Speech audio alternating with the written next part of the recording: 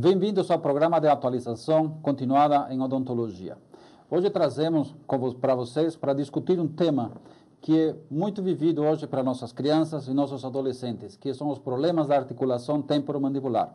Para isso trazemos o nosso amigo professor Jorge Abrão, que ele é professor livre docente do Departamento de Ortodontia e Odontopediatria da Universidade de São Paulo. Além disso, ele é coordenador do curso de especialização em ortodontia do CETAL. O tema, então, hoje, que o professor Jorge Abrão é um grande conhecedor, são as disfunções da ATM em crianças e adolescentes. Como eu disse, é um tema que está crescendo, uma polêmica hoje gerada na nossa sociedade, as crianças e os adolescentes com problemas gerados por inúmeras causas. E o Dr. Jorge Abrão, então, discutirá hoje como chegar a um diagnóstico sobre esses tipos de tratamento. O tema, Moacir, é um tema realmente hoje atual. É um tema que, durante muito tempo, a odontologia, ela sempre atribuiu esses problemas de articulação sempre a pacientes adultos. Essa é a realidade. Só que a gente percebe que hoje, talvez em torno de 5 a 8% da população infantil já apresenta esses problemas iniciais de uma disfunção. E para quem não sabe o que é uma disfunção, seriam os problemas relativos que acontecem numa articulação, como dor, desconforto, limitação de abertura, ruídos articulares. Então, a gente vai conversar alguma coisa a respeito disso. Então, a gente sabe que toda vez que você executa um movimento de mastigação, quando você abre e fecha os maxilares, tem que haver uma liberdade de movimentos, tem que haver, de uma certa forma, uma abertura que ultrapasse a 40 milímetros, pelo menos. Tem que haver um conforto quando o paciente executa os movimentos mastigatórios, e nem sempre isso acontece. Quando nós temos qualquer problema que estão envolvendo a nossa articulação, principalmente quando nós mastigamos e você sente um desconforto, quando você verifica que na região dos dentes você está mastigando e você sente um desconforto na região da articulação, nós temos um problema chamado de disfunção. Muito bem. Então surgem algumas perguntas. São as desordens da ATM problemas que estão presentes em crianças e adolescentes? É comum a gente observar esses problemas? Uma outra pergunta que a gente pode fazer: pode o tratamento ortodôntico prevenir os problemas de desordens da ATM? É exatamente isso que a gente vai tentar esclarecer nessa aula, né? Então, em primeiro lugar, o que significa disfunção? Eu posso dizer que o termo disfunção representa uma série de problemas envolvendo a musculatura mastigatória, ou ATM, apesar de ser tradicionalmente vista como uma síndrome. Atualmente ela é considerada como um conjunto de desordens relacionadas ao sistema mastigatório, ok? Mesmo não sendo tão numerosos como os estudos em adultos, muitos pesquisadores, a partir da década de 70, têm destinado seus trabalhos em sintomas relativos a disfunções mandibulares em crianças e adolescentes, mostrando índices relativamente altos nessas faixas etárias. Então, vejo que o problema de disfunção em crianças e adolescentes, ele já vem vindo desde a década de 70, as pessoas estão começando a observar essa tendência, que era um problema relativamente ao paciente adulto. E agora a gente está observando que isso está acontecendo já com jovens e adolescentes. Nós podemos dizer que os estudos relacionados à disfunção da ATM sempre foram mais direcionados para o diagnóstico e tratamento do adulto. Algumas vezes extrapolaram as informações obtidas para o acompanhamento das crianças, segundo o autor chamado Ogson, que talvez seja o autor que mais entenda desse assunto. Embora algumas condições sejam similares, existem diferenças importantes, principalmente no que a gente fala o estágio de crescimento e desenvolvimento crâniofacial. E é a extrema capacidade que a criança tem de se adaptar-se às modificações das estruturas do sistema mastigatório. Talvez o grande problema que nós tenhamos nas crianças e nos adolescentes é exatamente esta atitude, esta adaptação perante um problema de mastigação, para uma interferência mais grosseira na articulação, Só que a criança, ela está crescendo, está desenvolvendo e dificilmente ela relata, às vezes, para o dentista, aquele desconforto, ela acha que isso é normal. Infelizmente, é o que acontece, porque a criança, ela tem um poder de adaptação muito grande, muito maior que um adulto. E, às vezes, ela vai relatar para nós, após um tratamento ortodôntico, após comer um certo alimento mais consistente. Então, esse poder de adaptação é um poder bem grande nos adolescentes, nos jovens, que, de uma certa forma, mascaram para nós, diríamos, esses problemas pertinentes à TM. Eu posso dizer para vocês que o sintoma inicial mais comum é a dor localizada nos músculos mastigatórios, ou na região da TM. Geralmente agravada durante a mastigação ou durante os movimentos mandibulares. Outros sintomas incluem dores de ouvido, cefaleia e dores na face. Os ruídos nas articulações e limitações durante os movimentos mandibulares representam os sinais clínicos mais frequentemente observados. E vejam que agora eu estou com outros elementos que vão mostrar para mim que alguma coisa não está corretamente está correta na articulação, ou seja, são dores de ouvidos, a cefaleia, são dores na face e os ruídos articulares, que às vezes nem sempre são audíveis e reconhecíveis. A gente vai ver mais para frente, quando for fazer o diagnóstico, quais são os elementos para a gente poder captar esses ruídos articulares. Hoje existe uma série de exames específicos que você tem a capacidade de determinar se esse ruído articular é normal ou anormal. Bom, o que nós observamos na literatura, se a gente for fazer um levantamento, é que existe uma grande variabilidade sobre a incidência e diagnóstico. Eu posso dizer que a prevalência de sinais vai variar em torno de 22% a 60% de sintomas e de sinais em torno de 20% a 74%. Só que o tratamento desses casos de disfunções deve ser muito bem planejado, principalmente nas fases de transições das dentições, pois os sinais eles diagnosticados podem ser apenas um caráter transitório. Às vezes eu recebo um paciente adolescente que ele me relata que ele está com um certo ruído, um certo estalido, e às vezes esse sinal ou sintoma é transitório. Às vezes ele está trocando os dentes, às vezes eu estou numa determinada fase de uma mecânica ortodôntica, então eu tenho que tomar cuidado, diferenciar o que é normal, o que é normal. Mas em alguns momentos é interessante. Existem, às vezes, alguns meses, ou em uma semana, esse paciente relata para mim que ele está sentindo uma certa dor na articulação. Já depois, na semana seguinte, olha, doutor, sumiu, desapareceu completamente. Às vezes você movimentou, fez uma pequena movimentação ortodôntica que eliminou uma interferência possível e acaba desaparecendo aquele sintoma que às vezes era de caráter transitório. Porque se ele não for de caráter transitório, alguma coisa realmente está acontecendo de errado com a oclusão desse nosso paciente. Muito bem. Dois pesquisadores chamados Engelmark e Erickson, isso em torno de 1981, eles relacionaram maloclusão, bruxismos, hábitos de sucção, comportamento psicológico. Veja que esse termo comportamento psicológico é um termo que realmente tem que ser muito bem abordado nos dias de hoje, nas crianças atuais, pelas tensões, pela carga, responsabilidade que ela tem perante uma sociedade, pela disputa numa escola por posições, os pais cobram frequentemente essas crianças. E a gente tem que tomar cuidado com esse item, comportamento psicológico, como sinais clínicos numa disfunção da TM.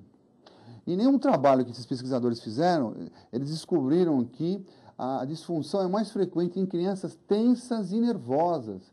E dores de cabeça recorrentes podem ser indicativas desse problema, assim como algumas más oclusões e hábitos de sucção podem gerar sintomas de disfunção.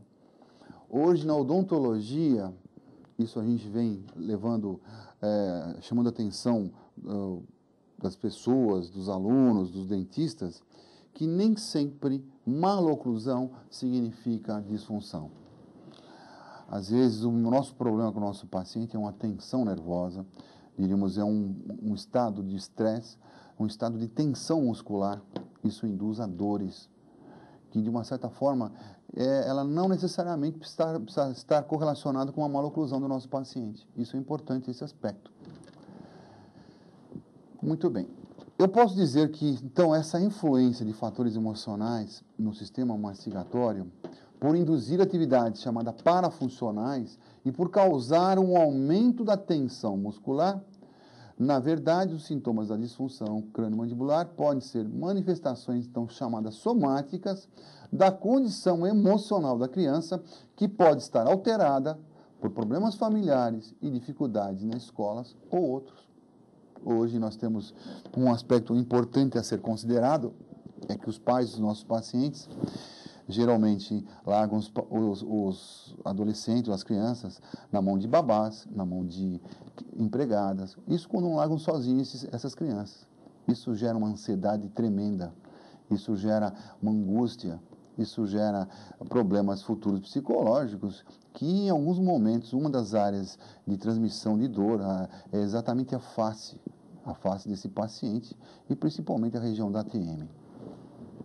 Então, veja como é importante esse estado de estresse, esse estado emocional. Eu estou chamando a atenção nisso porque a gente tem observado muito isso a nível de clínica, a nível de consultório, e tem que ser repetitivo. Às vezes, os pacientes são enviados para nós para um tratamento de uma maloclusão, e às vezes muitos profissionais fazem todo o tratamento dessa maloclusão e ficam frustrados com os resultados, porque nem sempre o tratamento da maloclusão faz que os sinais e sintomas da disfunção regridam.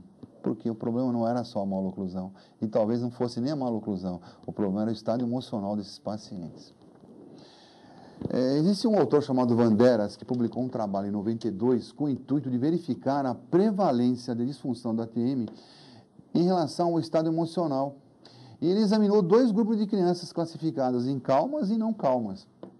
O autor verificou que as crianças com distúrbios emocionais apresentaram maior tensão e dor à palpação da musculatura da mastigação, principalmente dos músculos pericoideus médio e lateral, podendo ser consideradas como pacientes de risco para o desenvolvimento da disfunção da ATM. Eu posso dizer, então, de uma certa forma, que a gente observa na literatura, é o que a gente chama de uma ausência de homogeneidade nos critérios utilizados para determinadas amostras, identificar sinais e sintomas, que provoca uma variação muito grande na prevalência da disfunção da ATM encontradas pelo levantamento epidemiológico. Isso significa, se eu for fazer hoje uma revisão na literatura, se eu for fazer hoje uma comparação entre os artigos, eu tenho que ter um critério muito exato das condições de análise desses trabalhos, que é uma falha muito importante que acontece hoje, talvez em todas as áreas. Quais foram os critérios adotados pelos pesquisadores quando eles fazem comparações? Foram os mesmos? Faixas etárias, condições psicológicas, estresse emocional, a estatística, o método estatístico. Então, essa falta de homogeneidade em critérios realmente um fator importante nos resultados. De vez em quando a gente encontra alguns trabalhos na literatura que mostram exatamente isso. Essa falta de critério e você poder comparar pesquisas. Isso é uma coisa séria para quem faz pesquisa. Então, o que nós podemos ver que na literatura observa-se que enquanto alguns estudos reforçam a relação entre maloclusão e disfunção, outros pesquisadores não encontram essa associação. É uma coisa interessante. Isso significa que falta estudos longitudinais e em relação a alguns sintomas que podem ser confundidos como desordens, falta de um diagnóstico diferencial, tamanho de uma amostra a ser utilizada, a falta de um grupo controle, segundo um autor chamado Pereira Júnior, que foi um trabalho publicado em 2001. E a gente julga de extrema importância exatamente esses itens. Será que eu realmente estou perante uma desordem? Será que existe um diagnóstico diferencial completo? Os pesquisadores, o que nós observamos em grande parte da literatura, que quando alguém faz pesquisa sobre desordens da articulação, são trabalhos relativos a preenchimento simplesmente de fichas pelo paciente. Um critério falho, um critério que existe uma ausência de sinais clínicos e de um trabalho um pouquinho mais profundo, uma análise mais completa. Então, a grande parte dos trabalhos da literatura mostram exatamente um preenchimento de fichas pelos pacientes, que não é um critério, para mim, confiável, só o preenchimento de fichas. Quando eu falo na ortodontia, a especialidade a qual eu pertenço, e eu posso dizer que até ao final da década de 80, poucos ortodontistas davam importância à relação entre o tratamento ortodôntico, os fatores oclusais e as desordens temporomandibulares. A ortodontia clássica, de uma certa forma, até 80, ela se preocupava com o alinhamento dos dentes e sua relação oclusal, baseando-se em conceitos chamados estáticos. Infelizmente, durante muito tempo, e talvez até hoje, muitos profissionais estejam olhando para o modelo do modo estático, estejam analisando a oclusão do modo estático e achando que o tratamento está completo, sem se preocupar com outros aspectos chamados funcionais, que são de extrema importância. E é bom que se diga que hoje os congressos atuais, as nossas reuniões hoje estão chamando a atenção. Então, essa tomada de consciência agora está ficando cada vez mais forte e a gente percebe essa convergência nesses fatores funcionais, que a gente chama assim, uma oclusão funcional. Não é só uma oclusão que envolve beleza, ou seja, envolve só os aspectos anatômicos. Os aspectos anatômicos e aspectos funcionais são de extrema importância para o profissional que executa a ortodontia. Uma coisa também importante, quando o ortodontista que lida com a oclusão, é que ele está lidando com um paciente numa fase de crescimento.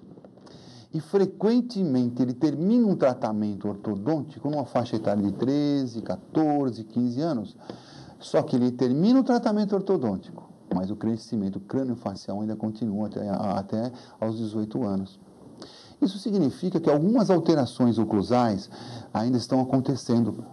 Isso significa que, principalmente, a mandíbula, que tem um crescimento terminal até os 18 anos de idade, ela, de uma certa forma, os incisivos inferiores, conforme vocês estão vendo aqui no gráfico, eles vão de encontro aos incisivos superiores. E o que acontece? Eu acabo distalizando esse côndilo, promovendo uma pressão nessa região posterior, é uma região realmente avascular, de extrema sensibilidade, porque o paciente continua crescendo. E esses incisivos estão sendo jogados na face palatina dos superiores. Isso faz com que essa mandíbula tenha uma posição mais distal, e isso faz que haja dor, porque o paciente continua crescendo. Então, o ortodontista tem que tomar cuidado com esse aspecto, que acontece com uma certa frequência, esse crescimento terminal pós-tratamento ortodôntico, que é uma das causas que podem determinar um problema de desordem crânio-mandibular. Muito bem. Então, a gente, de uma certa forma, chamou a atenção para vocês os principais aspectos do problema de disfunção. A gente procurou fazer um modo resumido, senão ficaria muito cansativo a gente citar mais trabalhos na literatura. Então, o importante em tudo isso, conforme eu falei para vocês, é um bom levantamento. Então, existe uma sequência que todo ortodontista, todo profissional que lida com a articulação, ele tem que seguir, que é uma sequência clássica que vai desde o exame clínico até um diagnóstico chamado diferencial. A gente vai solicitar exames complementares para chegar a um diagnóstico final e ter algumas etapas, como chamar qual o prognóstico desse caso, qual que seria um tratamento e a preservação. Bom, no exame clínico, é óbvio que quando eu recebo um paciente adolescente, é importante a história desse paciente, fazer uma anamnese perfeita, completa, dos aspectos que envolvem essas dores, os desconfortos, se existe ou não a presença de ruídos, a parte de tensão muscular, essa sensibilidade muscular. Eu tenho que escutar muito o paciente. Talvez falte hoje em dia, nos profissionais da área de saúde, escutar o que o paciente tem para você falar. Porque, frequentemente, eu vejo, tanto na área médica quanto na área odontológica, o paciente quase não fala. Então, é importante a gente captar informações desse paciente, saber escutar as queixas desse paciente, saber tirar as informações do seu paciente, porque, conforme eu falei para vocês, geralmente o paciente adolescente, ele está numa fase assim de desligamento, às vezes ele não associa um estalido, uma dor, ele acha que é uma coisa que é passageira, e geralmente às vezes pode ser passageira, porque ele tem um poder de adaptação muito grande e acaba, de uma certa forma, deixado de lado. Então, o ortodontista, principalmente, tem que ficar atento a uns sinais iniciais, e um deles, diríamos, importantíssimo, chama-se sensibilidade muscular. Essa sensibilidade realmente é um fator importante na captação desses detalhes do exame físico, da anamnese. Então, a gente tem que solicitar a esse paciente o maior número de informações possíveis. Então, eu posso dizer que a anamnese, o próprio nome da palavra grega significa colheita de dados, por meio de um interrogatório do paciente que visa a obtenção de todas as informações presentes e passadas que possam ser úteis na formação do diagnóstico. Então, essa colheita, em alguns momentos, a gente falha nisso. A gente realmente acaba passando rapidamente por essas informações e não acaba obtendo as informações necessárias para um bom diagnóstico. É óbvio que na anamnese é um exame chamado subjetivo. Eu vou procurar a identidade do paciente, eu vou escutar a história atual, eu vou verificar a história chamada bucodental, história médica, antecedentes familiares e uma coisa muito importante que eu chamei a atenção, são os hábitos parafuncionais desse paciente. Principalmente os hábitos chamados bruxismo, apertamento, tá? Esses pacientes têm uma característica, os adolescentes hoje, eles fazem ou apertamento, ou bruxismo, de um modo assim frequente, tá? São crianças tensas, nervosas. Seria importante você também fazer um levantamento hoje na atitude, hoje familiar. Se é um paciente que vive discutindo na família, se ele briga na escola, se ele realmente é um paciente comportado, é um paciente calmo. São alguns detalhes importantes a serem observados nesses pacientes que realmente possuem alguma característica de disfunção temporomandibular. É óbvio que a gente vai fazer a identificação desse paciente, como nome, idade, sexo, cor, tá? Os aspectos pessoais, sociais e econômicos desse paciente e a queixa principal quando ele tem essa queixa. Isso que é importante, que é uma coisa que mascara muito. Um adulto, quando o paciente adulto vem ao consultório com sinal de disfunção, ele vem com essa queixa. Ele vem nos relatando, olha, doutor, não estou conseguindo mastigar, eu tenho limitação de aberturas, eu vivo com ruídos, com estalos na articulação, estou com dores, inclusive em alguns momentos eu não consigo abrir corretamente os maxilares. Então o adulto vem geralmente com essa queixa, mas o adolescente nem sempre apresenta, porque esse paciente ele está, talvez, não correlacione uma sensibilidade muscular a um problema de disfunção, ele não vai correlacionar um estalido a um problema de disfunção. Então, nesse paciente adolescente, a gente tem que ser um pouquinho mais rigoroso e saber o problema que pode estar oculto. De uma certa forma, é importante que a gente faça uma história médica também, um estado geral, se o paciente apresenta alguma doença, que pode deixar alguma sequela, alergias, sensibilidades, cardiopatias. Todos esses aspectos são importantes para a gente saber levantar nessa anamnese inicial. E os hábitos, realmente, eu falei para vocês, esses são os fatores importantes nesse paciente adolescente. Primeiro, a gente tem que verificar a higiene desse paciente, que é uma coisa muito comum nos jovens, né? Os jovens, geralmente, eles, de uma certa forma, eles acabam deixando de lado a parte de higiene bucal, eles não usam fio dental, eles escovam, às vezes, uma vez por dia, quando escovam esses dentes uma vez por dia. Então, a gente tem que verificar se esse paciente fuma. Hoje, os jovens estão fumando muito, ingerem álcool, e alguns estão envolvidos até com drogas. Só que é óbvio que ninguém vai chegar no seu consultório e falar, doutor, eu uso droga. O máximo que ele fala para você, às vezes eu fico sabendo que ele fuma e a mãe não sabe, ou o pai não sabe que ele fuma porque ele tem alguns indícios de nicotina sobre os dentes, né? O tipo de dieta que ele apresenta. Então, são algumas coisas importantes. Então, eu falei para vocês que é importante, nesse paciente adolescente, fazer um bom exame clínico. E esse exame começa com uma palpação, diríamos, extraoral. A gente faz uma palpação extraoral, depois faz uma palpação chamada intraoral. A gente pode usar alguns recursos como percussão, auscultação, olfato, e existem outros exames que eu vou mostrar mais para frente, que são executados. Mas talvez quando você não tem nada mais sofisticado para captar ruídos, você vai usar um aparelho simples chamado estetoscópio, que de uma certa forma é falho nessa captação de ruídos, porque o grande problema quando eu analiso ou tento captar ruídos articulares é na quantificação, na qualidade desses ruídos. E aí a gente faz uma seguinte pergunta: será que todos os profissionais têm a mesma capacidade auditiva? Será que todos os profissionais conseguem, de uma certa forma, achar que um ruído é significante? Talvez alguns achem significante, outros não acham significante, porque a gente não tem como quantificar, a gente não tem que saber como a qualidade desses ruídos.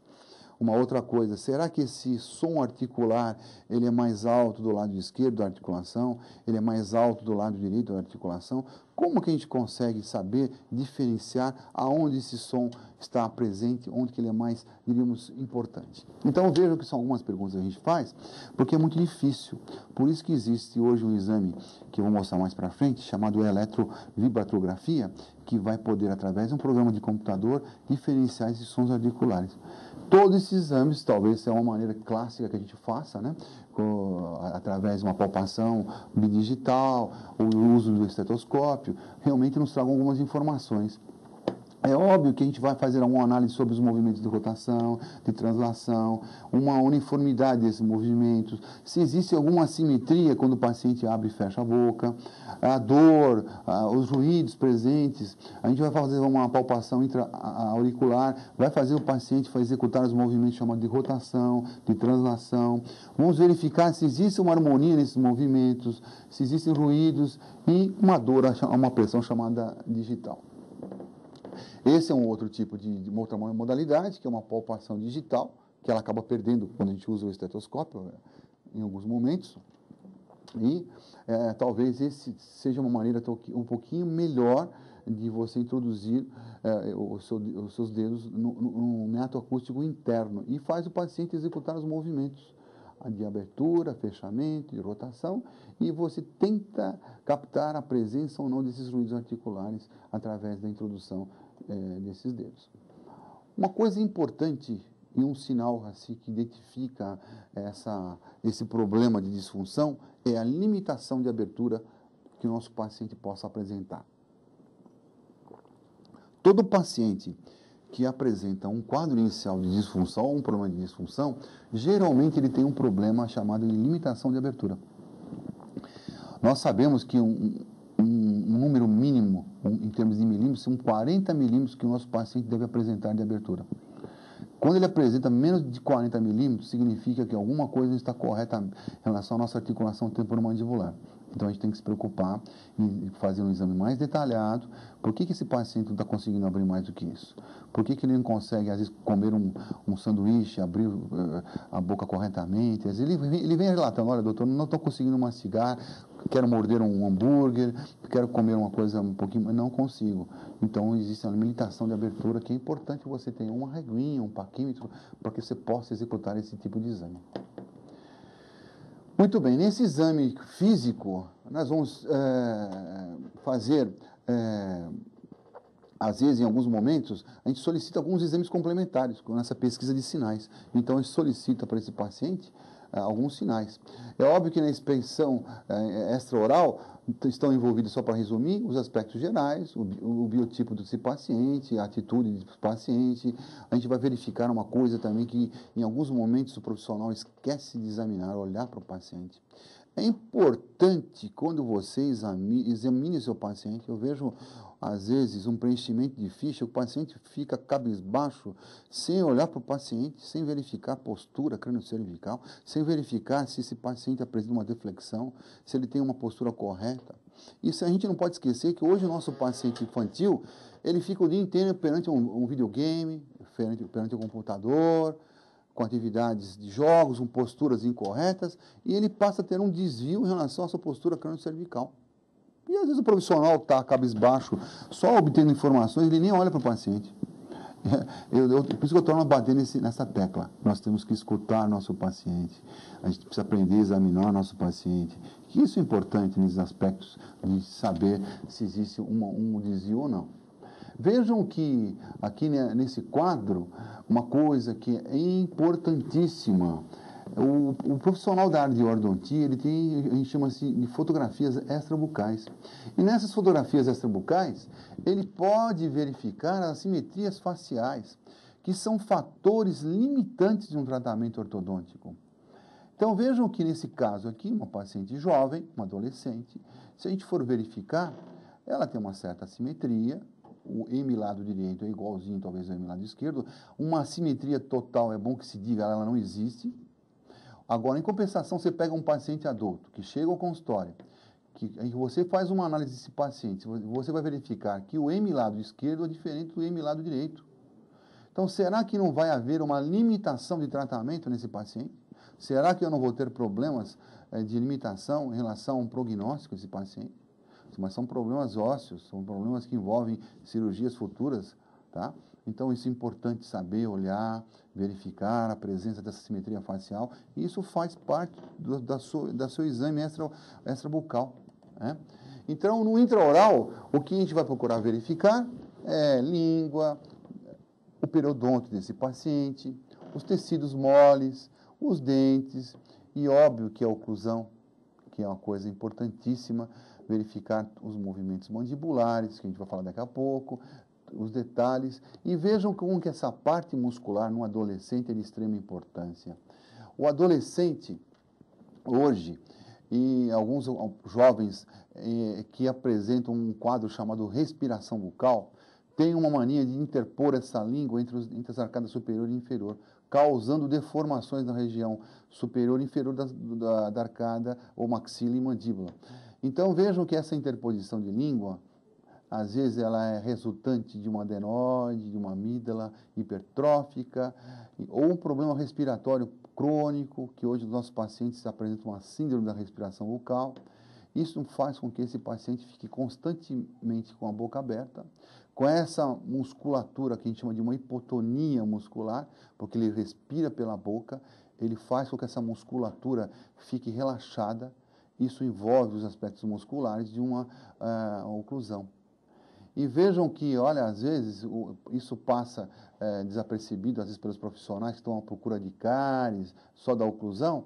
Olha só um pacientezinho que chega ao consultório com 2 amígdalas hipertróficas, e essa língua não tem espaço suficiente para se acomodar na parte posterior da orofaringe, e ela é projetada para frente, causando deformações e modificações na postura mandibular desse paciente, que pouca gente se preocupa com isso. Olha, você veja aqui os aspectos musculares, a importância dos aspectos musculares, que de uma certa forma são negligenciados pelos profissionais da odontologia, porque nós estamos condicionados a verificar os aspectos anatômicos.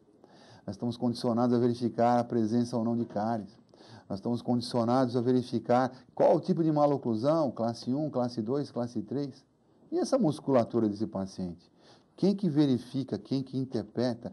Quais são os exames que eu posso lançar mão para verificar se existe um equilíbrio muscular, se existe uma hipertonia muscular? E assim como também esses aspectos de respiração, será que eu não deveria encaminhar esse paciente para um otorrino? Uma avaliação para que eu possa ter equilíbrio. Não adianta fazer um tratamento ortodôntico para tentar modificar essa anatomia, enquanto a parte funcional de respiração, de postura, ela não está correta. Porque eu posso modificar a forma, mas futuramente a parte funcional vai causar uma recidiva no meu tratamento ortodôntico. Isso é importantíssimo para nós, como diagnósticos. E hoje eu tenho uma postura com meus alunos e no meu consultório. Eu acho que o ortodontista ele tem que ter uma postura chamada multidisciplinar. Esse ortodontista ele tem que se preocupar com os aspectos multidisciplinares, ou seja, lançar mão de um otorrino, lançar mão de um fisioterapeuta em alguns momentos, quando o paciente tem algum envolvimento chamado crânio-cervical.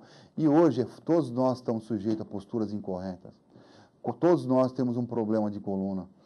E também é importante a presença de uma fono, para ensinar esse paciente a deglutir corretamente, ele respirar corretamente, desde que não haja nenhuma obstrução realmente que impeça esse paciente a respirar corretamente. Então, voltando a falar sobre a palpação, é óbvio que a gente tem que fazer uma boa palpação muscular, ganglionar, e no exame intraoral também procurar fazer uma palpação muscular e verificar os dentes e a região do ápice dentário. Bom, quando eu falo palpação e expansão muscular, eu tenho uma série de músculos envolvidos e eu tenho que seguir esses músculos, fazer uma palpação em todos esses músculos, que vão desde o temporal, do masséter, piridoideu interno, piridoideu externo, digástrico e o grupo chamado supraioideu e o grupo infraioideu. E vejam que esses músculos, eles têm o que a gente chama de algumas regiões, que são regiões de transmissão de dor. Quando a gente faz a palpação nesse músculo temporal, eu tenho uma região específica de transmissão de dor do temporal. Quando eu faço uma palpação do músculo masseter, existem regiões que fazem a transmissão de dor e que são características desses músculos. Então é importante que a gente faça uma boa palpação, tenha um conhecimento anatômico desses músculos, para que realmente eu possa tornar evidente se existe sensibilidade ou não. E talvez o pteroideu medial e o lateral são os músculos que mais sensíveis quando eu tenho um problema de disfunção. Esses músculos realmente são músculos característicos e que dão um sinal muito importante quando o paciente apresenta uma disfunção. Também não posso lembrar dos músculos chamados supraioideus. Então é importante que eu veja. E olha que eu falei para vocês o problema de postural. Hoje, o que a gente verifica, e talvez seja até uma especialidade de extrema importância hoje, é a postura desse paciente como um todo. O que nós percebemos hoje nos jovens atualmente é uma postura chamada não erecta, uma postura hoje que os adolescentes, se a gente procurar verificar, eles têm uma postura crânio-cervical alterada, ou eles têm uma deflexão para o lado direito, ou uma deflexão para o lado direito. Isso quando não tem uma postura dos ombros voltados para frente. A pergunta que eu faço, será que essas posturas elas não vão envolver uma posição incorreta dessa mandíbula, causando consequências na nossa articulação? Quantos profissionais, de uma certa forma, tentam trabalhar com fisioterapeutas no sentido de melhorar essa postura?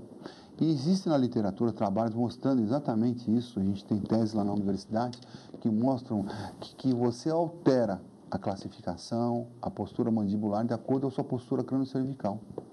E existem linhas de trabalhos que falam exatamente sobre isso na odontologia, que trabalham muito forte sobre isso, mas que é uma coisa muito comum os profissionais da área de odontologia se preocuparem com esses aspectos posturais, e que eu julgo de extrema importância.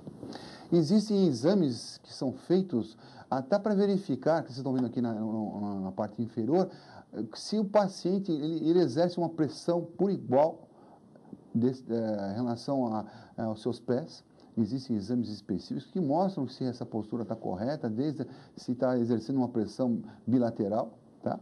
Então, hoje, a gente tem que se preocupar com essas posturas, porque nós temos problemas de disfunção, essa disfunção traz problemas em relação à parte muscular, e vejam que eu tenho algumas regiões, que a gente chama regiões de transmissão de dor, que vocês estão vendo do músculo temporal, que eu falei para vocês.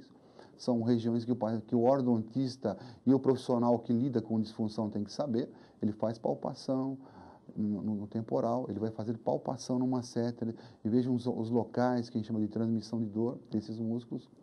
E talvez um dos músculos mais importantes seja essa, que eu chamo a atenção de vocês, o pteroideu medial, que se eu fizer uma palpação intrabucal, geralmente esse músculo em crianças é o primeiro músculo que apresenta uma sensibilidade. Não podemos esquecer do digástrico, assim com o pteroideu lateral também, tá? Esses são os músculos mais importantes. Vejo que o ortodontista e o dentista tem que se preocupar em fazer essa palpação nesse músculo, nessa região. Geralmente, quando eu tenho um quadro inicial de disfunção, o primeiro músculo a ser realmente envolvido é um músculo chamado pteroideu interno e depois o externo, né? Vejo que a palpação do masseter deve ser executada bilateralmente. Guardem bem, façam uma palpação sempre bilateral, nunca unilateral, para verificar as diferenças de sensibilidade.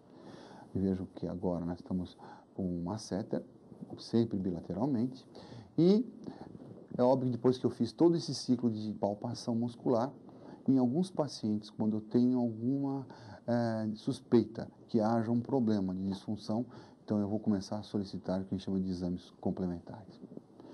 E quais são os exames complementares mais rotineiros que a gente vai solicitar para a gente poder determinar a presença ou não de uma disfunção? São as radiografias, principalmente as tomografias de ressonância magnética.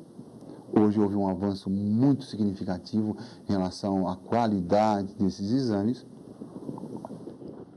Uma outra coisa que as pessoas não estão acostumadas a executar é uma montagem de modelos de estudo em articulador. A gente pode pedir alguns exames laboratoriais, tá? Esses são mais difíceis de a gente pedir. E realmente as radiografias menos utilizadas para disfunção a periapical, a interproximal, e as mais utilizadas são as panorâmicas, né? Em alguns momentos a gente solicita as laterais de mandíbulas, mas talvez as mais hoje, a coqueluche do momento, são as tomografias em 3D e a ressonância magnética, em que eu posso ver implantes, desvios e principalmente a região da DTM. Aqui mostrando a panorâmica, que ela em alguns momentos me dá, num primeiro exame que eu recebo uma documentação de um paciente, alguma informação, porque não são um exame de preferência para você verificar a região da TM, mas talvez ela me forneça alguma informação inicial, se existe uma simetria condilar, como que está a eminência articular, mas ela não é uma radiografia muito confiável, porque em alguns momentos eu tenho algumas distorções em relação a esse tipo de exame. Talvez numa época mais distante, a transcranial foi utilizada com muita frequência, mas é uma radiografia que tem muita distorção, tá?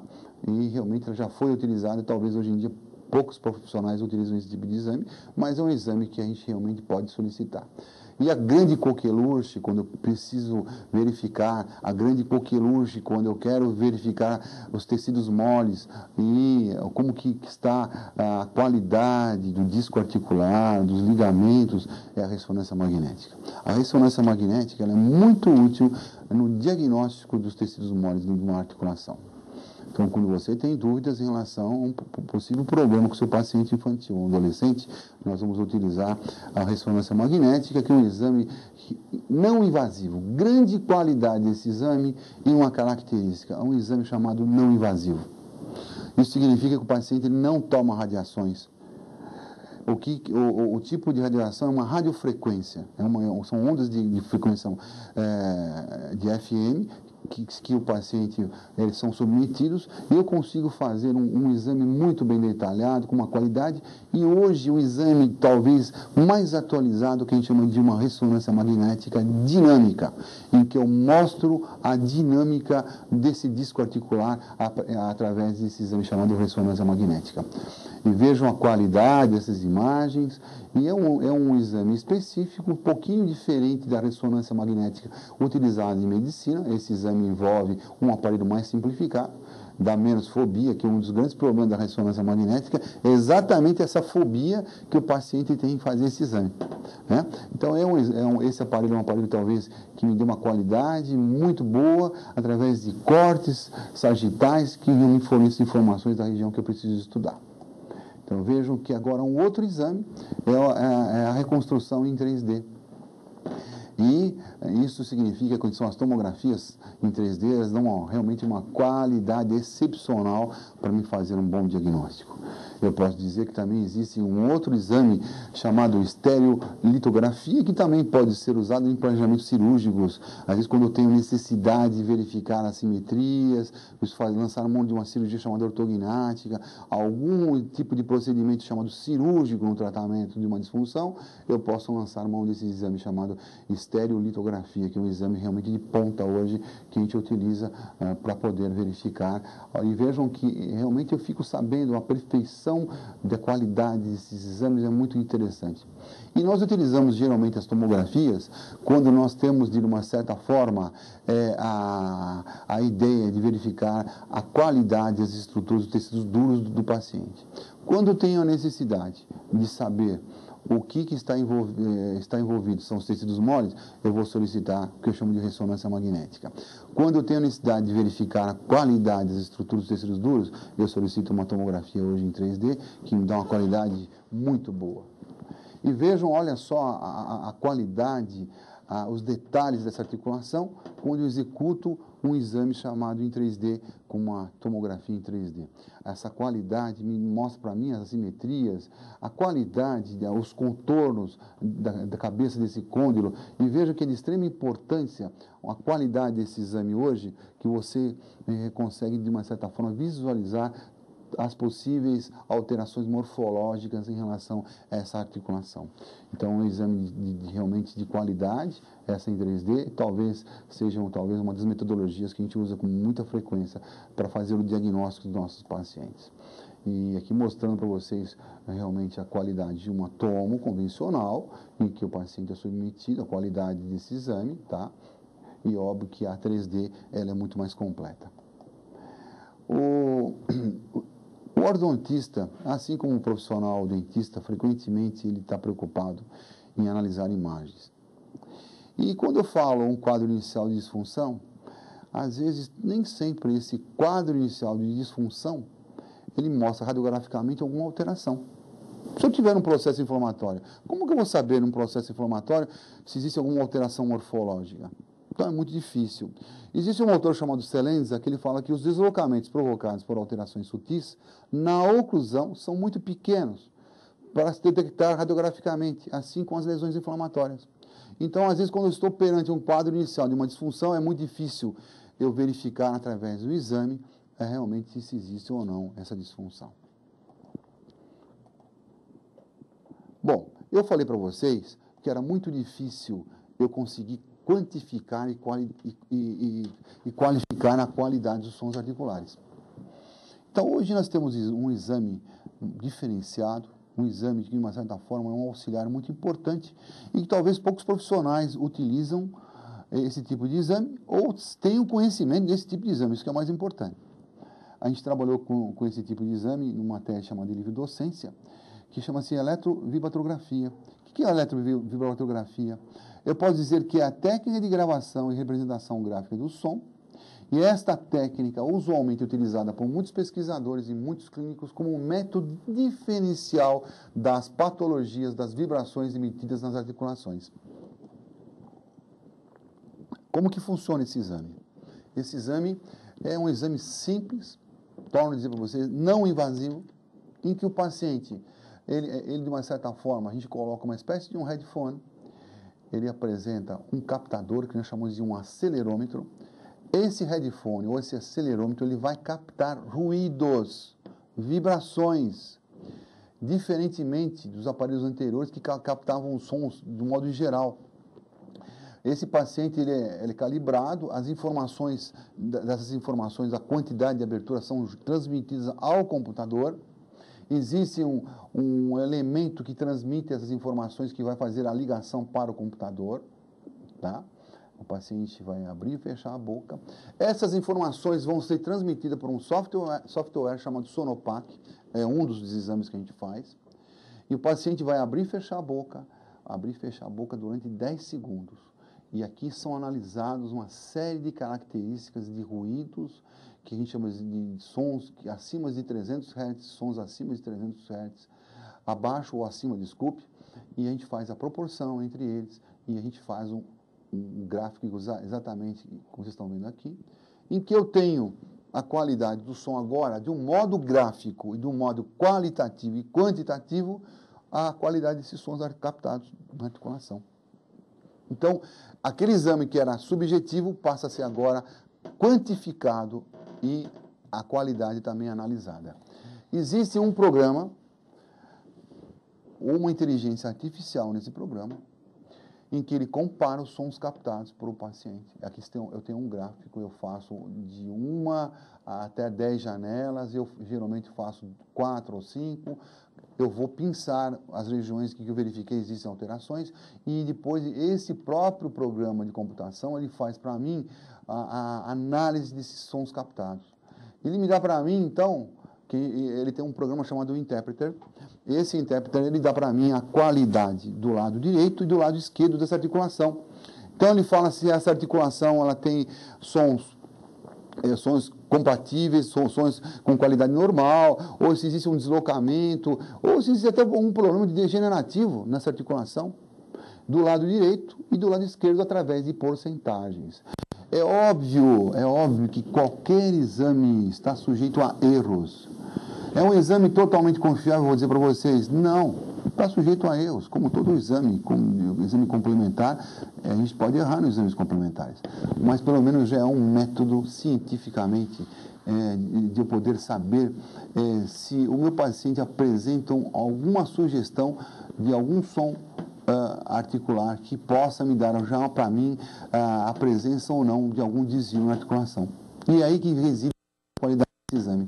Quando eu recebo uma criança no meu consultório, quando eu recebo essa criança em que eu não quero submeter essa criança a exames de radiografia para que ele não tenha uma carga radiográfica muito intensa, eu posso solicitar esse tipo de exame. Por quê?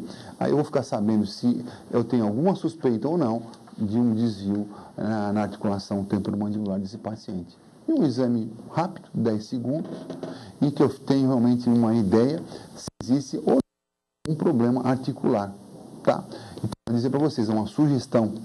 É óbvio que eu sempre falo o seguinte: sempre o exame clínico em qualquer especialidade, ou seja, da área médica ou da odontologia, o exame clínico é o soberano. É a experiência do profissional, a somatória, mas é um exame para mim que me auxilia muito em crianças e adolescentes, quando eu tenho suspeita de algum problema de disfunção. E é óbvio que, para completar todo esse exame desse paciente, nós vamos executar todos os movimentos mandibulares, desde abertura, fechamento, verificar desvio de linha média, um exame intrabucal, a protrusão, a retrusão, a lateralidade que esse paciente apresenta, em todos os sentidos, no sentido sagital, anteroposterior, abertura e fechamento. Esse paciente tem que ser analisado como um todo e verificar se existe algum problema de dor, se ele tem alguma limitação de abertura, se ele executa, se existe um desvio da linha média desse paciente. E é óbvio que para quem faz odontologia existe um gráfico chamado um gráfico de Post, é uma imagem gráfica, né, em que eu vou ter que fazer essa análise e verificar esses movimentos mandibulares, principalmente quando eu utilizo articuladores, e vou verificar duas posições de extrema importância que nós chamamos de oclusão cêntrica ou relação cêntrica, né? Então, esse paciente tem que ter o máximo de harmonia nas posições de RC com AC. Esse paciente deve apresentar um guia compatível anterior com guia posterior, são algumas características intrabucais que eu devo verificar nesse paciente, assim como a presença de harmonia nos contatos chamados oclusais cêntricos e excêntricos, bordejantes, intrabordejantes, com todas as estruturas componentes do sistema estomatognático. Então, e uma coisa importante, que nós temos que estar habituados, que eu falei para vocês, o diagnóstico com articuladores, que de uma certa forma pode ser semi-ajustáveis, ou articuladores mais simples, mas é importante que haja uma reprodução desses movimentos, e principalmente em pacientes que eu tenho suspeita de disfunção. Esse é obrigatório. Pacientes adultos, pacientes que eu tenha suspeita de disfunção, eu devo realmente utilizar os articuladores e eu tenho que me condicionar a utilizar os articuladores, principalmente pacientes com apresentam disfunção.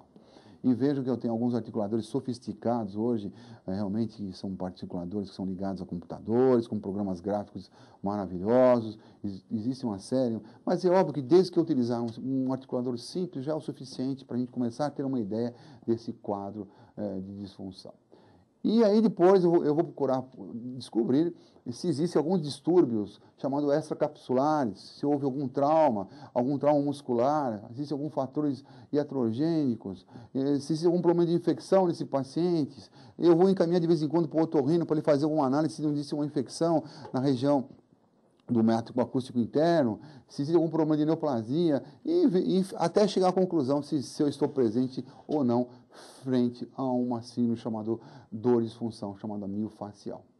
É óbvio que existem alguns outros problemas, como problemas congênicos, infecciosos, como problemas artríticos, traumáticos, como fratura, como anquilose e problemas funcionais e fisiológicos. E aí eu vou fazer toda aquela parte muscular e agora eu vou discutir com o professor Moacir a parte de terapia, seria essa parte realmente que a gente queria apresentar para vocês, essa parte de diagnóstico, ok? Doutor Jorge, realmente é muito interessante o senhor discutir esse tipo de disfunção em indivíduos jovens.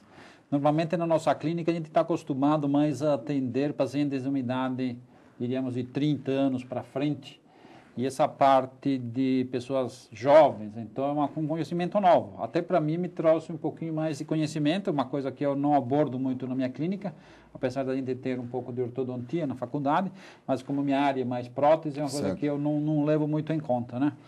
Mas a gente tem algumas coisas interessantes quando a gente fala em crianças, que você citou muito, que é o estresse da juventude. Fator emocional, sobrecarga. Essa sobrecarga da juventude tarefa, hoje, das crianças, né?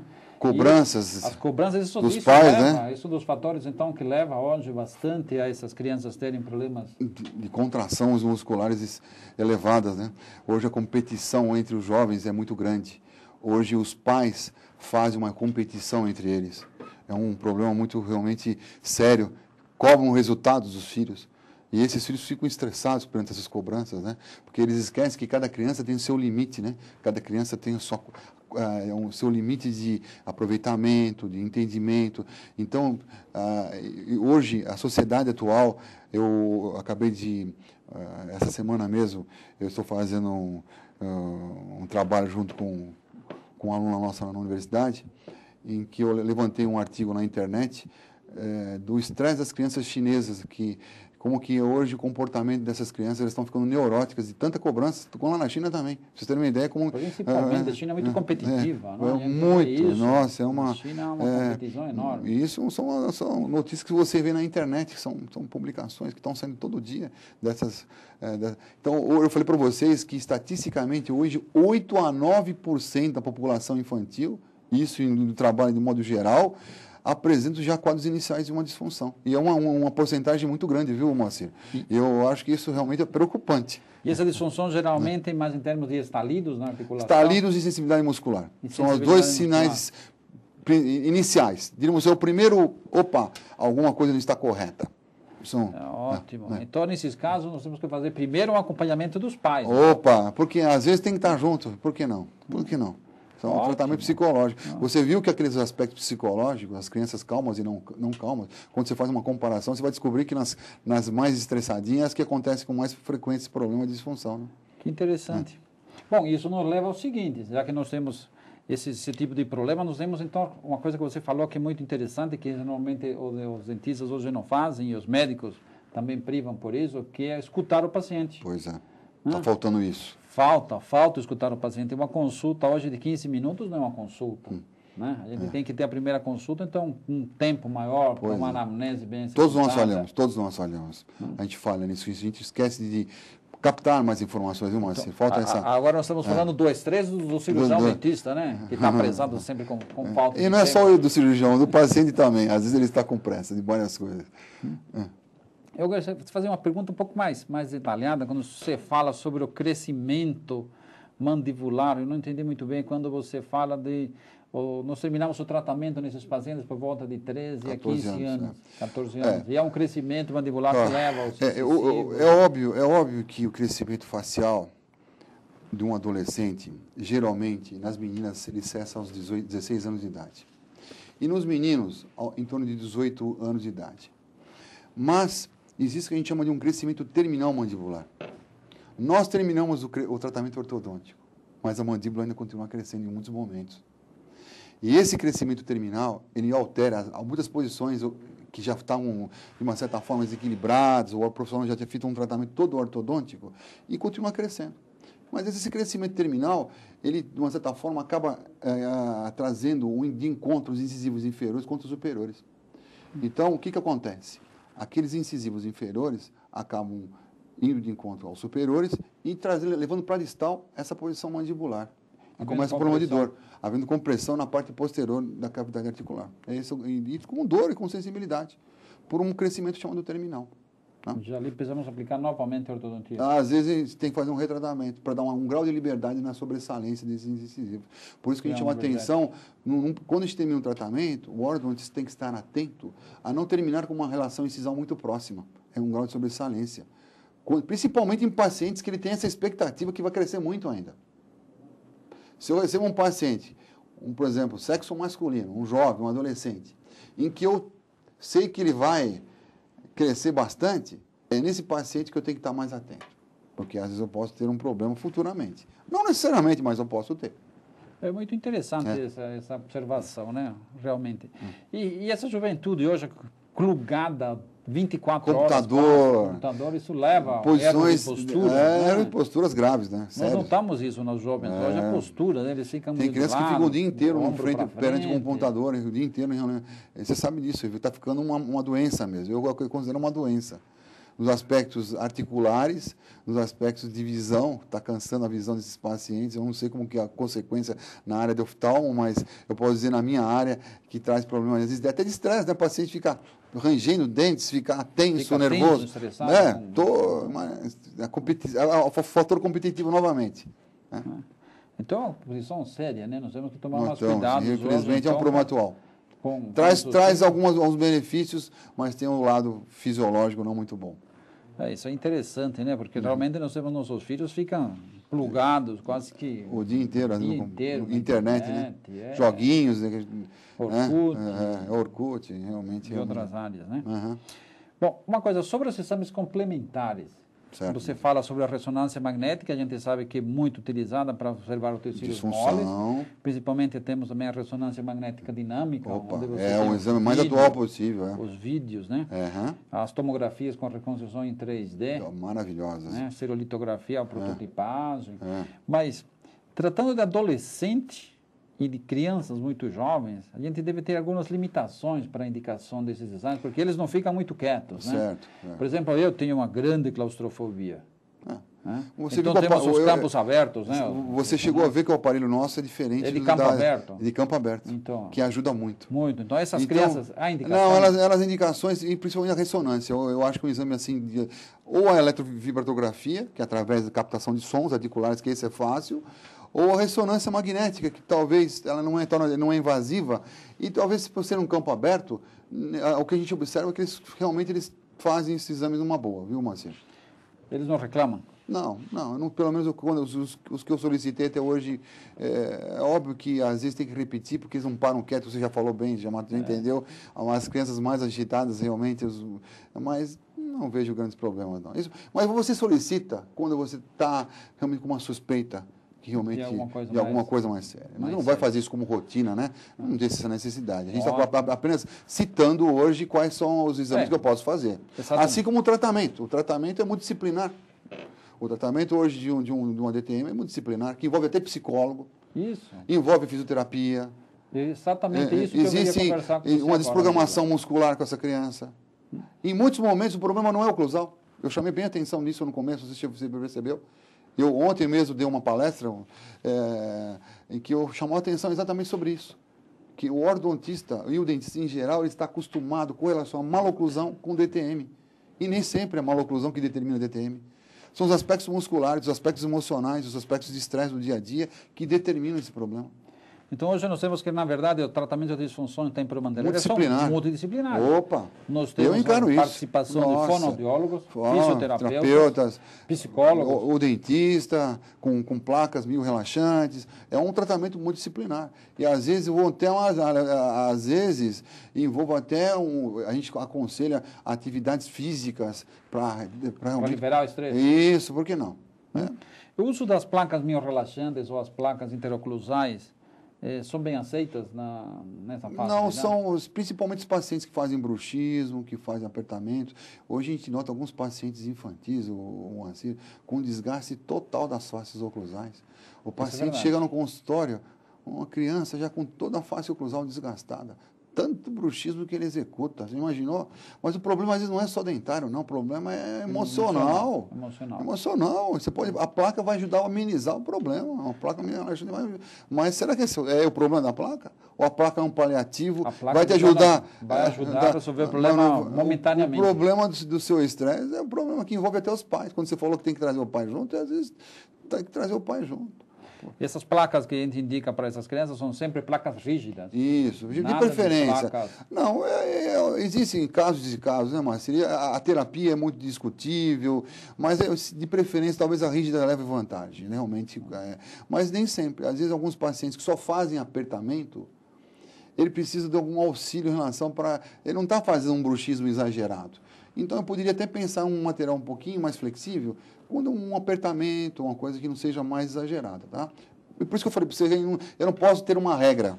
Eu sou contra regras fixas, Marcia. Com certeza. Eu acho que não existe... Vamos fazer um bom diagnóstico, bons exames existem vários caminhos. Então, cada paciente tem que fazer uma análise própria, detalhada, sabe? Então, Essa eletrovibratomografia realmente é um exame que nos leva a analisar os sons da articulação. Os sons articulares, né? Captando, e graficamente, né? E graficamente, né? E você tem como quantificar. Se é mais do lado direito, mais do lado... Cortando aquele exame subjetivo. Eu estou achando que eu estou escutando. Porque aquilo que você escuta é diferente do que eu escuto. Com certeza. A sua qualidade de auscultação das pessoas é totalmente diferente de um profissional para um profissional. Eu acho que esse que é o grande erro nosso. A gente não tem como quantificar, a gente não tem como qualificar. Onde está mais alto o som? É do lado esquerdo? A não ser que seja uma coisa muito gritante. Mas em alguns momentos fica difícil. A gente faz uma palpação, acha que não tem nada, aí você faz o exame e o exame mostra. Porque tem um outro problema. Quando eu tenho, às vezes, uma doença, uma disfunção, um estado muito avançado, nem sempre eu tenho sons emitidos. E aí que é o grande problema. Então fica mascarado. Percebeu? Então, às vezes, em alguns momentos de uma disfunção, eu mascaro, o paciente não apresenta esses sons, nem sempre estão presentes, mas a doença já está lá. E é esse que é o grande problema. Porque esse exame poucos profissionais conhecem e sabem solicitar. E vou mais além, são poucos locais que executam esse tipo de exame. Realmente a gente vê que trabalha na área de adultos que são poucos locais que têm os aparelhos mais sofisticados hoje da eletro... Olha, eu tenho que dar um mérito a um grande amigo meu chamado Dr. Guilherme Paiva, que foi o profissional que começou com e trabalha com esses exames, e com ele que eu aprendi muitas coisas, sou grato a ele, e ele que realmente me orientou e realmente mostrou uma literatura que existem 2 programas clássicos nos Estados Unidos, que tem aqui no Brasil, mas são poucos profissionais que trabalham com esse tipo, dessa qualidade desses exames, viu, Márcio? Nós temos a eletromiografia também. E também, é outra. É a eletroguinatorografia, que vem junto com esse pacote desse exame. Exatamente. Porque quando o paciente faz submetido a esse exame de sons, quando eu falei em você avaliar a musculatura, quando você envia esse paciente para fazer esse exame chamado eletrovibratrografia, geralmente é um pacote em que o paciente é analisado como um todo, não só pelos aspectos de sons articulares, como também é feito um mapeamento da atividade eletromiográfica desse paciente, junto com o próprio exame. É um pacote só. O programa envolve, inclusive, com eletroguinatorografia também, verificando os movimentos mandibulares e a qualidade do status da musculatura desse paciente. Isso me chama a atenção quando você mostrou o gráfico de Pölzer. Que vem junto. Que vem junto. Então, me chama muito essa atenção, porque são exames completos. E aí com computação, né? Já empregando. Na verdade, essa tecnologia toda a gente utiliza para casos mais complicados. Isso, lógico. O paciente já tem realmente algum sinal, um sintoma que está te induzindo, que você tem alguma dúvida, você faz esses exames mais complementares, mais sofisticados. Porque nessas crianças, então, a gente vê principalmente o estresse leva a um ranger dos dentes e um apertamento. Dores de cabeça. O paciente relata muita dor de cabeça. Geralmente a criança ela relata dor de cabeça. É engraçado isso, né? A mãe fica querendo saber por que a criança está sentindo dor de cabeça, né? A cefaleia frequente, principalmente em adolescentes, é uma coisa que eu iria comentar com você agora. E a relação que a gente vê hoje entre adolescentes, eles se queixam muito de enxaqueca ou de dor constante. Isso pode ter relação, então, com o tratamento das disfunções temporomandibular? Pode, mas geralmente, torna a dizer, com os aspectos psicológicos, né? Às vezes envolve não só o tratamento com hemodisciplinar e talvez a gente mereça uma atenção, uma abordagem sobre os aspectos do ponto de vista psicológico desse paciente, não é assim? Sim, porque isso eu tenho notado na minha clínica, tem muitos jovens que falam assim, mas doutor, eu já estou com uma enxaqueca terrível, mas é constante, é frequente. E você faz avaliações de oclusão, você faz muitos exames, tudo e... Não consegue descobrir uma causa específica, né? Não consegue uma causa e a gente aborda um tratamento multidisciplinar, onde entram já, às vezes, da neurologista, psicólogos. Correto. Então, é uma causa muito frequente, você também tem notado isso na juventude de hoje? Tenho notado muito, uma frequência, uma incidência muito grande. E torno a falar para você, nós estamos perante uma sociedade de competição. E no mundo inteiro, é bom que se diga, uma sociedade de competição, em que eu vejo que grande parte dos pais exige resultados dos seus filhos, exige que eles sejam melhor, mas a gente tem que saber respeitar o limite de cada adolescente, de cada criança. A gente como pai tem que ter essa obrigação, saber aquilo que seu filho é capaz de fazer, em vez de exigir resultados. E eu acredito que um dia que houver essa noção dos pais em relação a esse tipo de problema, eu acho que vai haver uma melhoria muito grande na remissão desses pacientes que estão geralmente com problemas de disfunção, estressados. E por que não os adultos? Grande parte dos adultos que têm vindo ao consultório hoje, eu tenho notado muito isso, são adultos com ansiedades em níveis elevados, com problemas de emprego, problemas de dinheiro, problemas sociais, de moradia. E o problema dele não é dentário. O problema dele é um problema social, um problema de competição. Realmente, hoje a gente nota que os pacientes nas clínicas que têm problemas de estresse, que levam a uma ansiedade muito grande, realmente eles têm normalmente casos de disfunção temporomandibular. Puxa. Nesses casos a gente tenta ajudar muito com o uso de placa. Isso. E às vezes até mesmo assim, eles com medicação. Placas, Não, e com medicação também, viu, Moacir? Hoje existe uma linha de pesquisa, trabalho, principalmente na Escola Paulista de Medicina, que a gente tem acompanhado muito o trabalho deles. Essa parte muscular é uma ênfase, né, que são as disfunções musculares, né? Então, os aspectos musculares são levados em conta. Então, é todo um trabalho que é feito no sentido de relaxar aquela musculatura, porque às vezes o problema não é dentário. E esse que é o grande erro do dentista. Às vezes ele está tratando dentes e o problema é muscular. Normalmente ele confunde a posição de má oclusão com problema muscular e faz ajuste oclusal. E o problema continua. Continua. O barulho na artéria continua. Faz todo um tratamento ortodôntico, faz às vezes uma reabilitação, faz uma troca de uma série e às vezes o problema continua. Só que o problema do paciente não era só. Pode ser que ele tivesse até um problema dentário. Não era a causa principal, não. Eu chamo de fatores associados. Multidisciplinaridade. Ou seja, a origem de uma disfunção, só para a gente resumir essa história, chama-se multifatorial. Não existe só um aspecto envolvido em muitos momentos. Isso é importante, esse tipo de conceito. Multifatorial. Assim como também a terapia tem que ser multidisciplinar, envolver diversos profissionais. Você citou fonoaudiólogo. Por que não? O fonoaudiólogo entra também na parte de posicionamento de língua, de postura, de fechamento. O paciente tem que saber fazer um bom selamento, né? E eu acho que é importante. O fonoaudiólogo faz na parte funcional muscular do nosso paciente, tá? E exercícios, abertura, fechamento, fazer corretamente, reeducar aquele paciente que tem algum hábito, mau hábito, né? Eu acho importante esse trabalho dele.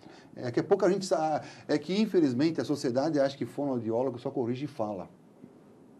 E não é, ele corrige não postura.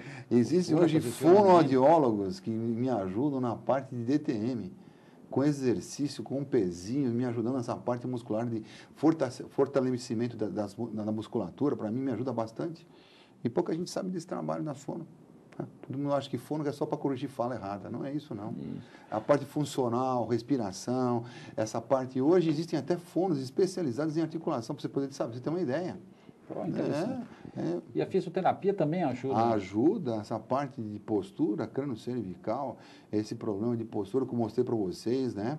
Existem as RPG, existe uma série de outras especialidades que nos ajudam a melhorar essa postura.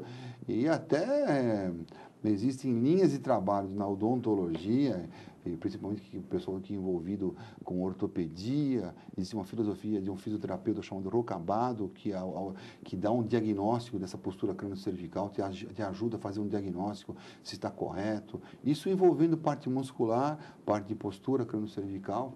Hoje são linhas realmente importantes que fazem parte de um quadro de disfunção. Você citou até casos cirúrgicos, né? Com crescimento de amígdalas. Agora, às vezes realmente o paciente... Um erro de diagnóstico, na verdade, de anamnese, né? Não observar. E às vezes traumas, viu, Marcelo? Uma coisa que às vezes o paciente passa desapercebido, os traumas em relação que... existe um trauma que pouca gente discute, que é um trauma, inclusive, às vezes, até no parto. Antigamente se usava muito, e eu fiquei sabendo que hoje existem também profissionais que voltaram a usar os fórceps da vida para fazerem partos, né? Está voltando novamente, que eu fiquei sabendo, está voltando. E esses partos via fórceps causavam compressões muito exageradas a nível da articulação. Nível de articulação, exatamente. Por isso nós causando deformidades futuras, que o paciente vem relatar lá para frente. E foi um problema de trauma lá ao nascimento. Um dos motivos de serem eliminados os fórceps era justamente a pressão craniana. Mas eu não sei se eu escutei bem essa informação. Outro dia eu estava lendo que voltou, alguns profissionais voltaram a usar fórceps. Eu falei, poxa, voltou novamente a necessidade. Não é meu conhecimento, mas para nós não é um procedimento muito bom em relação à articulação, né? É um risco muito grande de ter algum trauma, porque o paciente não vai reclamar na hora, não vai querer, vai saber lá para frente. Às vezes uma assimetria facial foi decorrente de um trauma ocorrido durante a gestação. Pós-parto. Então, quer dizer, aquele paciente teve algum trauma, pode ser uma falha de crescimento, que danificou alguma cartilagem, que futuramente promove uma assimetria. Então, é muito importante esse aspecto. Até a cirurgia ortognática, em casos mais severos, entra... A cirurgia ortognática, ela ajuda a corrigir alguns desvios crescimento, principalmente do osso mandibular. As principais assimetrias geralmente são mandibulares. Quase sempre, é uma grande maioria, né? As simetrias mandibulares realmente trazem limitações para um tratamento ortodôntico, elas realmente causam desvios na parte de abertura e fechamento, e elas ocorrem com maior frequência. E às vezes essa correção é somente com cirurgias chamadas ortognáticas para poder corrigir esse problema, né, Marcelo? Na parte de medicação, que você citou também, né? A gente tem que tomar um pouco de cuidado com relaxantes musculares, pois são ansiolíticos. Mas eu sempre aconselho que esse acompanhamento seja feito com o médico, viu, Marcelo? Nós estamos tratando de crianças, de crianças, né? exatamente, com a quantidades, saber o que indicar, saber o que é importante. E para mim, eu gosto de sempre de posturas naturais, como natação, esportes, indicação de tudo aquilo que nos leva realmente a diminuir o estresse da criança. Exatamente. Eu gosto muito dessa linha. Nada de internet, sim, por exemplo, natação, futebol. É óbvio que se eu estou com uma criança super estressada, com muitas dores, eu tenho que lançar um monte de analgésico, relaxante muscular, sem sombra de dúvida. Mas se eu puder ir eliminando e não contar com esse, eu prefiro atividades naturais, como esportes, que ajudam realmente muito, são pacientes. O esporte é saudável em todos os aspectos, vamos dizer. Você acaba equilibrando essa criança, acaba ele relaxando automaticamente, ele tem um desenvolvimento escolar, um grau de entendimento muito melhor. Eu acho que a atividade esportiva, para mim, é um caminho, na minha postura, que acho que é muito válido. Tá? É óbvio que em alguns momentos mais críticos, momentos agudos, você vai lançar um monte de medicamentos. Mas eu sempre indico para a mãe do paciente uma postura com uma natação, uma prática de algum esporte que a criança goste. Né? Então, nesses tratamentos multidisciplinares, a gente tem que partir geralmente para os aspectos mais naturais, que são o tratamento da criança, do adolescente, para realmente eliminar o estresse que está gerando, muitas vezes, essa disfunção temporal. Desde que a causa seja realmente muscular. Sim. Porque se for um problema de uma maloclusão, aí se for um problema de vai para um ortodontista... o mais comum. Você procurar um profissional da área de ortodontia, que é o que vai ter soluções naturais. Se for um paciente adulto, você tem dois caminhos, ou ortodontia, ou alguém que faça reabilitação. Mas uma criança, geralmente o ortodontista é o profissional mais indicado para você melhorar a qualidade da oclusão daquele paciente. Falando de ortodontistas, né? Nós temos que ter realmente uma especialidade muito nova. Assim, você tem uma especialidade que nós devemos fazer uma distinção para isso. E existem alguns cursos para ortodontistas aqui no Brasil. Certo. E o senhor, dentro do seu currículo, o senhor me falou que o senhor é coordenador do curso de especialização de ortodontia. Nós temos hoje, é óbvio que a odontologia ela está cada vez avançando em relação aos cursos de aperfeiçoamento. Né? Existem várias escolas com bons níveis, associações de classes, as próprias faculdades elas têm fundações, nós temos lá na USP uma fundação de qualidade de excelência, a fundação da USP, que tem um curso de aperfeiçoamento de alta qualidade, eu faço parte desses cursos, também estou numa escola, a qual faço parte, chama-se CETAL, onde nós temos cursos de aperfeiçoamento em todas as áreas, e existe uma integração, e às vezes esse paciente, quando o paciente ele vem para um curso, às vezes a gente recebe um paciente infantil, a grande vantagem dessas escolas é que você tem uma integração de diversas áreas, essa atividade multidisciplinar. Então, lá na CETAL, por exemplo, a gente tem uma parte de ATM, existem profissionais da área de ATM. Os profissionais da área de ATM, eles fazem um diagnóstico, e dependendo do problema, ele vai encaminhar para uma outra área, ou para a ortodontia, ou às vezes para uma prótese, ou para uma dentística, ou até para um psicólogo, para um fono. Né? Então, essa atividade multidisciplinar é importante, tá? Como ensinar ao aluno que é importante, e a gente procura fazer isso de uma maneira organizada. Isso, se você tem que ter esses profissionais hoje especializados. Então, hoje a gente recebe esse paciente em áreas específicas, faz essa projeção. Isso a gente faz muito lá na escola, na CETAL principalmente, mas é óbvio que hoje todos os cursos estão com essa tendência. Existem cursos com essa tendência. Isso significa hoje que um cirurgião dentista que possa estar procurando um curso de especialização, pode, sem dúvida, se dirigir ao CETAL, onde ele vai ter... É um dos locais que eu sou, por acaso, coordenador de lá. Realmente, a gente procura dar uma qualidade, com experiência depois de 30 anos de ortodontia, 31 anos, para corrigir melhor, 31 anos. Então, a gente procura, de uma certa forma, jogar todo esse conhecimento nos cursos, procurando aperfeiçoar, tendo professores convidados, e dar uma qualidade boa para esses alunos que estão se formando, que hoje que falta é um padrão padrão de aprendizado tem que ser de excelência, né, Moacir? Ótimo. E eu vou fazer uma pergunta até um pouquinho mais profunda hoje para você. Em termos de ensino, hoje nós conversamos aqui, nós estamos fazendo uma transmissão. O ensino à distância é uma coisa que está entrando hoje na sua programação de cursos, porque é a modernidade, são coisas novas que tem que surgir ali. Eu acho que o ensino à distância vai ser uma grande ferramenta para um país que não é o nosso, que é um país pobre, um país continental, que tem uma extensão muito grande e que nem sempre os profissionais que desejariam fazer um curso num centro mais avançado têm esse poder aquisitivo em muitos momentos, ou têm a possibilidade de frequentar um centro mais avançado. Eu acho que essa é uma maneira de você poder envolver um Brasil como um todo, você poder levar isso à distância para as pessoas, e pessoas que realmente não teriam condições de vir para um centro grande, uma cidade grande, que nem São Paulo, Rio de Janeiro, Belo Horizonte, enfim, Rio Grande do Sul, enfim, centros grandes. Então, eu acho que é uma maneira de você poder difundir esse ensino para mais pessoas, com a mesma qualidade, e pessoas que possam se usufruir desse ensinamento. Eu acho que é uma ferramenta poderosa e que realmente cada vez vai se tornar uma realidade no nosso ensino, eu acho. Realmente, hoje o ensino continuado à distância é a ferramenta mais poderosa, principalmente em países dessas dimensões como o Brasil, onde nós temos cirurgiões dentistas em locais, às vezes até inóspitos, em locais bem distantes, onde ele teria que deixar o seu consultório, a sua clínica, a sua produtividade, se deslocar para grandes centros urbanos para obter esse conhecimento. Então, essa forma de levar as novas informações, as novas tecnologias, sem dúvidas, estão cada vez mais na pauta diária de qualquer boa universidade. Eu acredito que seja realmente uma ferramenta poderosa, no sentido de difundir todas as especialidades, de modo geral, em todas as áreas de conhecimento, na odontologia, e poder propiciar uma atualização mais frequente desses profissionais. Porque, geralmente, o profissional se forma, se tranca no consultório, e grande parte deles, por não ter tempo ou não ter condição financeira, eles não acabam tendo tempo e paciência de frequentar cursos e no sentido de se atualizar. Então, é uma maneira desse profissional que está trancadinho, que não tem essa condição de poder sair, de poder se atualizar, né? Via uma televisão ou via uma internet. Eu acho que é realmente uma ferramenta de uma utilidade muito boa. Professor Jorge Abrão, acho que a nossa conversa hoje aqui foi muito interessante.